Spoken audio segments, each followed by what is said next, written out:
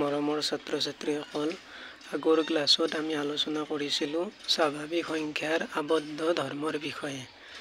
আজি আমি আলোচনা কৰিম এইটো ভিডিঅ'ৰ যোগেৰে স্বাভাৱিক সংখ্যাৰ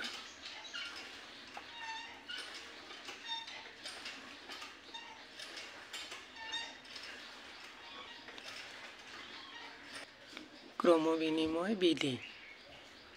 যোগৰ ক্ষেত্ৰত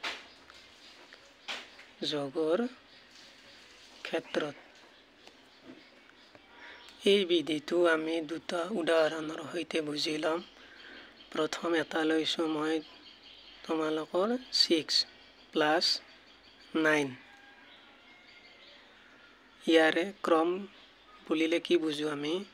ক্ৰম হৈছে যেনেকুৱা 6 হৈছে প্ৰথম ক্ৰমত থকা সংখ্যা, 9 হৈছে দ্বিতীয় ক্ৰমত থকা সংখ্যা, আৰু বিনিময়টো হৈছে তোমালোকৰ সলনি। সংখ্যাৰ ক্ৰম সলনি কৰা বিধিটোৱে হৈছে ক্ৰমবিনিময় বিধি। এতিয়া আমি চাওঁ 6 + 9 = 15। পুনৰ আমি যদি ইয়াৰ ক্ৰম সলনি কৰোঁ, যেনেকৈ দ্বিতীয় ক্ৰমৰ সংখ্যাটো আমি ইয়ালৈ লৈ আহোঁ, প্ৰথম ক্ৰমটো আমি দ্বিতীয়লৈ লৈ যাওঁ, তো তেতিয়াও যোগফলটো কি হ'ব? আমাৰ 15 হ'ব। ইয়াৰ পৰা বুজি পালোঁ যে আমি যোগৰ ক্ষেত্ৰত স্বাভাৱিক সংখ্যাৰ ক্ৰম সাল সলনি কৰিলেও যোগফলটো একেই হয়। সেয়ে এইটোক আমি এনেকুৱাকৈ লিখিব পাৰোঁ 6 + 9 = 9 + 6। এইটো আমি এনেকুৱাকৈ লিখিব পাৰোঁ। আৰু এটা আমি এনেকুৱা উদাহৰণ লওঁ, যেনেকৈ এইবাৰ অলপ ডাঙৰ লওঁ আমি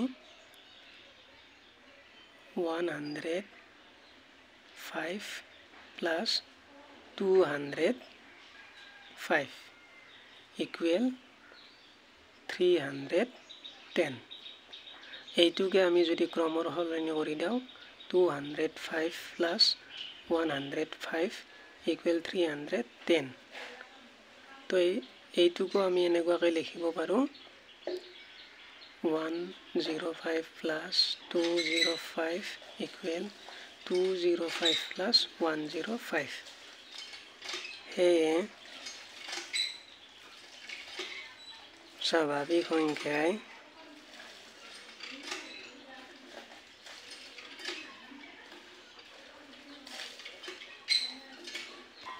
যোগৰ ক্ষেত্ৰত ক্ৰমবিনিময় বিধি মানি চলে। এইবাৰ আমি বিয়োগৰ ক্ষেত্ৰত ক্ৰমবিনিময় বিধি উদাহৰণ লওঁ। যেনেকুৱা তোমাৰ 20 - 15 = 5। এইবাৰ আমি ক্ৰম সলনি কৰোঁ, 15 - 20 = -5, যিটো স্বাভাৱিক সংখ্যা নহয়।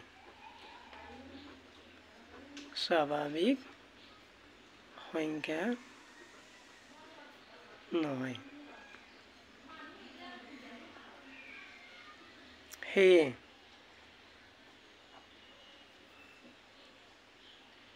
স্বাভাৱিক সংখ্যাই,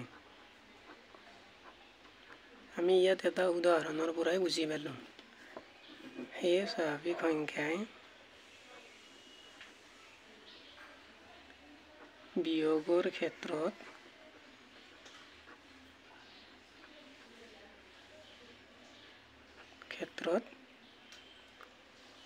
ক্ৰমবিনিময় বিধি মানি নচলে।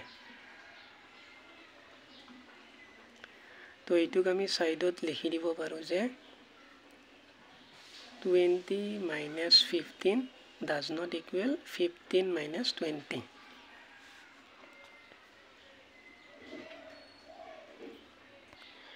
এতিয়া আমি পূৰণৰ ক্ষেত্ৰত চাম। দুটা উদাহৰণ ল'ম। আমি প্ৰথমতে সৰুৱে লওঁ, 5 × 4 ইকুৱেল 20 এবাৰ ক্ৰম সলনি কৰি দাও 4 into 5 ইকুৱেল 20 এতেকে আমি লিখিব পাৰো 5 into 4 equal 4 into 5 আৰু এটা আমি উদাহৰণ লওঁ ধৰা এবাৰ তিনিটা লম আমি 3 into 5 into 6 equal 90 ঠিক দৰে আমি যদি ক্ৰম সলনি কৰি দাও 6 into 5 into 3 equal 90 এতেকে আমি লিখিব পাৰো 3 into 5 into 6 equal 6 into 5 into 3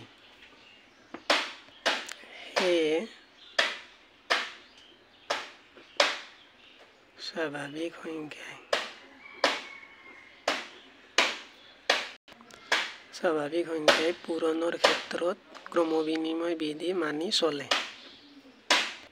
এতিয়া আমি হৰণৰ ক্ষেত্ৰত স্বাভাৱিক সংখ্যাই ক্ৰমবিনিময় বিধি মানি চলে নে নচলে দুটা উদাহৰণৰ পৰা চাই লওঁ 10 divided 2 equal 5 2 divided 10 equal 0.2 0.2 হ'ব যিটো কি নহয়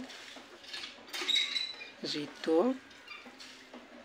স্বাভাৱিক সংখ্যা নহয় ইয়াৰ আমি বেলেগ চাবলগীয়া নাই কাৰণ এইটোতে গম পালো যে 10 divided 2 does not equal 2 divided 10 এতে হে স্বাভাৱিক সংখ্যাই